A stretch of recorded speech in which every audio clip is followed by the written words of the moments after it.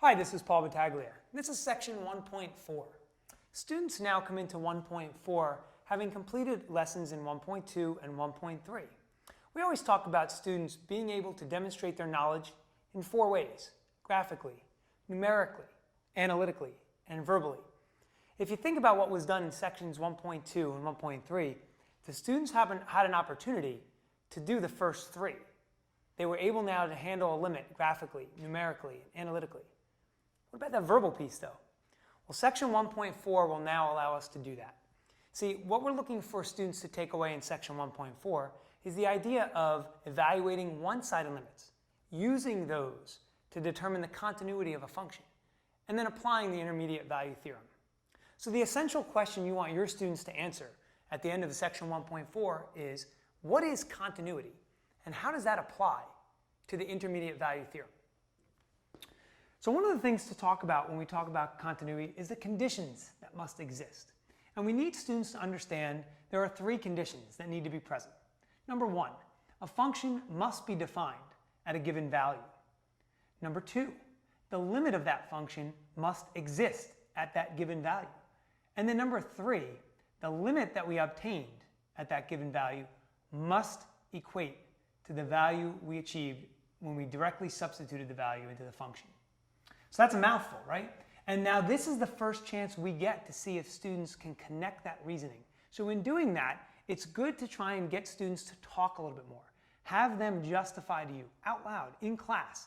Have them justify to each other. They should be backing up and reasoning through what they're saying. Here's a challenge you might want to run by your students. After you've discussed the 3 conditions necessary to determine if a function is continuous or not, have each student create a graph.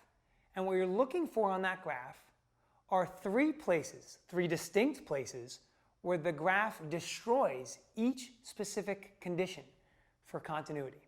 So in other words, on that graph, when the student is done, you'd want to see, number 1, that at some location, they are showing you that the graph does not have a functional value. It's not defined. Somewhere different on that same graph, you want to see the limit not existing. And then finally, in a 3rd place, different again, you'd like to see the function have an existent value, have a limit that exists, but not have those 2 values coincide. The next thing you want to talk about with students is a brief review of domain.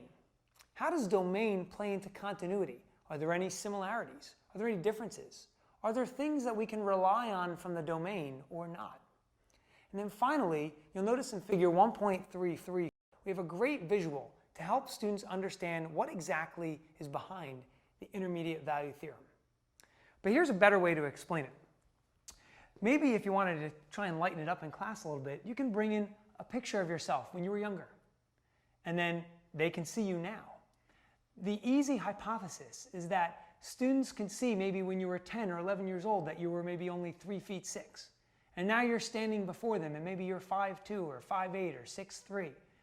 Ask them, what do you know about me without really knowing much else? And what they should be able to tell you is that at some point in your life, you had to be 4 feet tall. You had to be 4 feet and a half.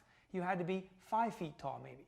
And these are things that they know even though they haven't known you for very long. And in essence, that's what the intermediate value theorem says.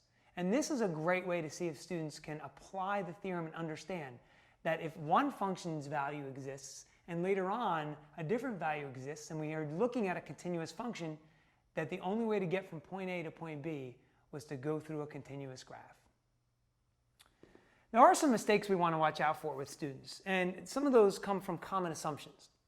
So let's talk about it. Now that students are talking about one-sided limits, they may have trouble reading a graph, and the notation might seem a little foreign.